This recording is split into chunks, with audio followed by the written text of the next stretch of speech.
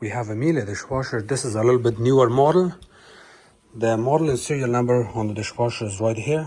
Okay. It's G5006 SCU. This is the model number.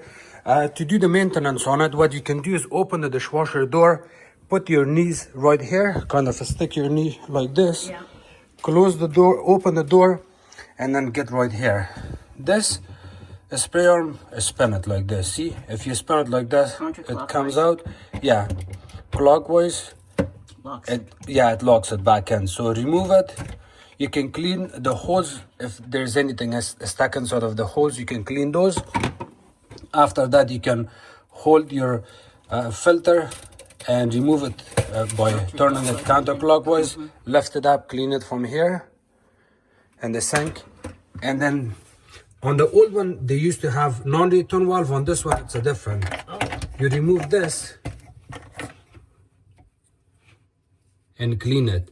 You don't have anything stuck in here, but sometimes you see a cherry pit, seeds or anything, even a piece of glass would also get stuck. By removing this, you will be able to clean it really good. Okay.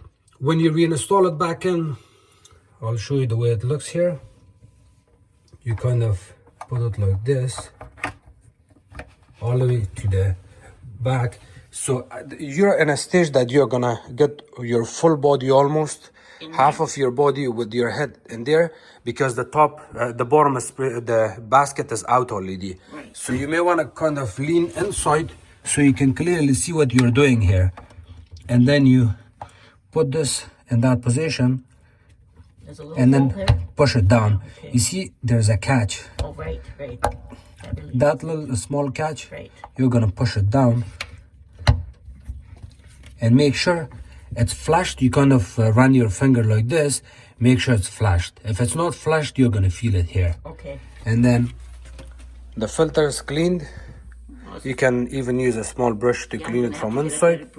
Yeah. I've got a small one, so. And then you can reinstall it back in, kind of put it.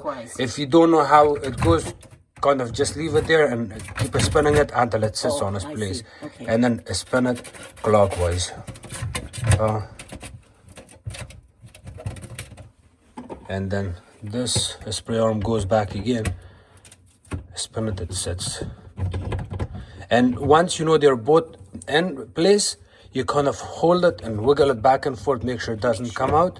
After that, it's good. You can put your basket back in. You also got the top spray arm on the top basket. By removing it, you can actually see on those holes, this one and that one, if there's debris or calcium buildup, you can always use a bobby pin or a small toothpick or something. Exactly, and clean it. And this is your cutlery basket. Yes. You can also remove this. If you want, you can remove it completely by lifting it up from here, by removing these plastic clips. So to remove it, you press on it hard and then it lifts up like this. Okay, you're showing me that over on that side, so okay. I'll show you on that side too if you want. So here's this one, and I'm gonna get on this side. Sorry.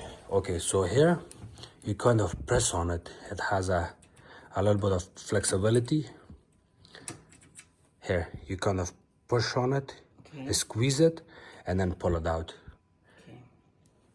And then after that, you can remove your I see. It basket. slides right out there. Yes. And then you got your top spray arm here. This is your top spray arm. You can also check for calcium and debris buildup in these holes.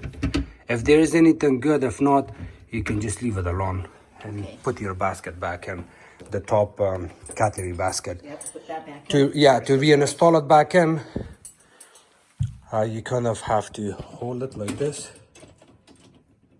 Goes like that. Goes on the top. And then from other side, no, it doesn't go on the top. It actually goes at the center. See, it goes like that. Okay, one top and one bottom. Yeah. Yeah, the same thing here. And now you can add these.